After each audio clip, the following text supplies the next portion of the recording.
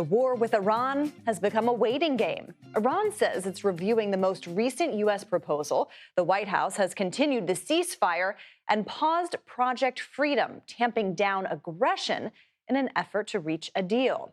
This as Iran attempts to formalize its control of the Strait of Hormuz, which would mean a significant advance in power from before the war. Now, President Trump says the war will be over quickly. His optimistic outlook in recent days have calmed the markets, which is something he has been focused on. We just hit a new high in the stock market. The stock market's the highest it's ever been. And I expected that the market would be down 20-25%. I was willing to do that to get rid of a crazy country. Crazy. The people, look, you talk about regime change. Their first level leaders are dead. Their second level leaders are dead. Some of their third level leaders are dead. I call that regime change.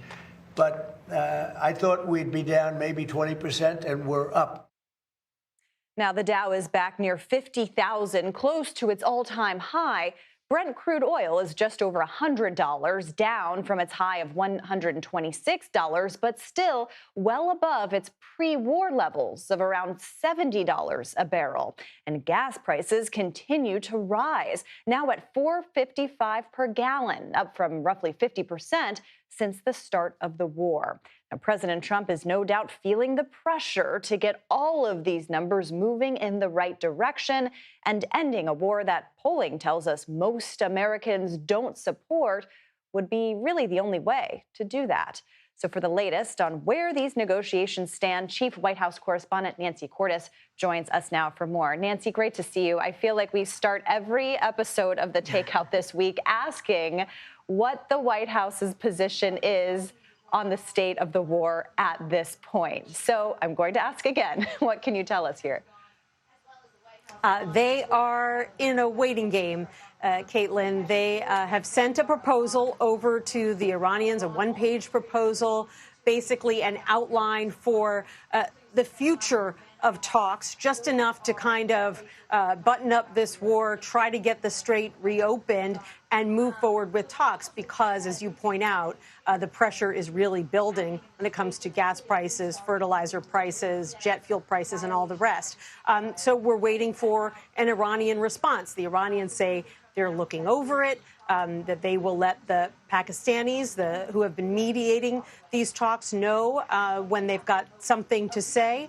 But clearly, the Iranians and the U.S. are still quite far apart when it comes to what President Trump says is most important to him, which is the future of Iran's nuclear program. And Nancy, speaking of the Iranian side, Iranian state media is trying to take credit as the sole controller of the Strait of Hormuz. I'm wondering how the White House is responding to that. Well, the White House has been insisting for weeks that the U.S. is actually in control of the strait, despite the fact that, I think it's indisputable that that Iran has a stranglehold on oil traffic right now, all traffic going in and out of the strait. There are some 1,600 container ships, other vessels that have been stuck in the Persian Gulf for 68 or so days now. They can't get out. Other ships can't get in because of the threat that Iran will fire upon those vessels. And we've seen the Iranians make good on that threat. The U.S. tried to launch Project Freedom earlier in the week to create a bubble of safety around these ships so they could get out of the Gulf. That project was halted after just 2 U.S. flagged ships made it out. The president said he was doing that because he wanted to create space for these negotiations to play out with the Iranians. But there is also reporting that other nations in the region weren't happy with Project Freedom because they basically weren't informed ahead of time. So hard to make the case that the U.S. controls the strait, but that is the case that the White House and the Pentagon have been making. All right, we will stay tuned. Thank you very much, Nancy, for your reporting. We appreciate it. And CBS News national security contributor Sam Vinograd joins me now. She's also a former assistant secretary for counterterrorism at the Department of Homeland Security. Sam, great to see you. Thanks for being here. I'm curious, we've heard lots of mixed messages coming from the White House, from administration officials, from the president over the last 24 hours. But I wanted to talk about the president's claim that Iran apparently, in his telling, has agreed not to have nuclear weapons. What should we make of that? Well, we certainly want to curtail Iran's ability to ever have a nuclear weapon. But in my experience, the devil's in the details on this. When we talk about Iran agreeing not to have a nuclear weapon, we have to think about the different components of that. Certainly, Iran has a stockpile of what we call highly enriched uranium, material that could be used to create a nuclear weapon. At the same time, Iran also has a whole nuclear complex. They have devices known as centrifuges that are used to actually create that highly enriched uranium. They have nuclear facilities, some of which may be undeclared to international inspectors. And they have a whole research and development program. So if Iran really does agree to, quote unquote, give up its nuclear program, all components of the nuclear program not just have to be dismantled, but there has to be a really serious inspection regime in place, not dissimilar to what was in place after the first Iran deal was signed, which President Trump withdrew from. And I do want to ask a little bit about that, because I think, that was my first question, was how does this, and again, we don't know exactly the details of what this deal is or would be or what it will end up like, but how is this, at least from what we know so far, different from the nuclear agreement that the U.S. pulled out of? We really just don't know yet. What we know about the first nuclear agreement was that it put limitations on the level at which the regime could enrich uranium.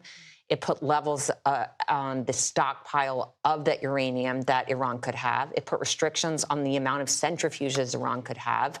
It transferred certain facilities away from nuclear research and development. And it had a very significant inspections regime. We just don't have details on this proposal that's on the table. Best case scenario, there's some sort of armistice that's agreed to and some sort of agreement to negotiate on those technical details, because, Caitlin, they take time. The first Iran nuclear deal took 18 months to negotiate.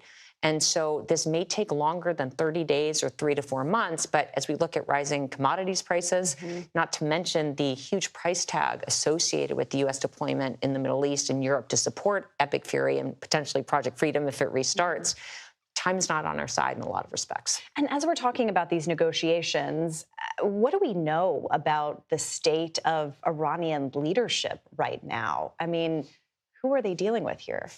What we know just from past history, Caitlin, is that the Iranian regime is not monolithic. During the first Iran nuclear deal, it took 18 months to negotiate the technical details, but at the same time, the negotiators also had to sell this internally. They had to get the supreme leader on board, and they had to sell this within factions within the regime. What we now know is certainly we have a new supreme leader, and the negotiators are going to have to convince the supreme leader, as well as other parts of the regime, that this deal is in the best interest of the regime, and importantly, that this deal is not just a wink and a nod and the Trump administration is going to come back 6 months later and just restart military operations. So the regime is certainly different than it was under the first Khamenei, but there's politics in Iran as well. Still a long way to go is what we're taking away from this. And we'll have you back to discuss as we move forward. Sam Vinograd, thank you so much for your time.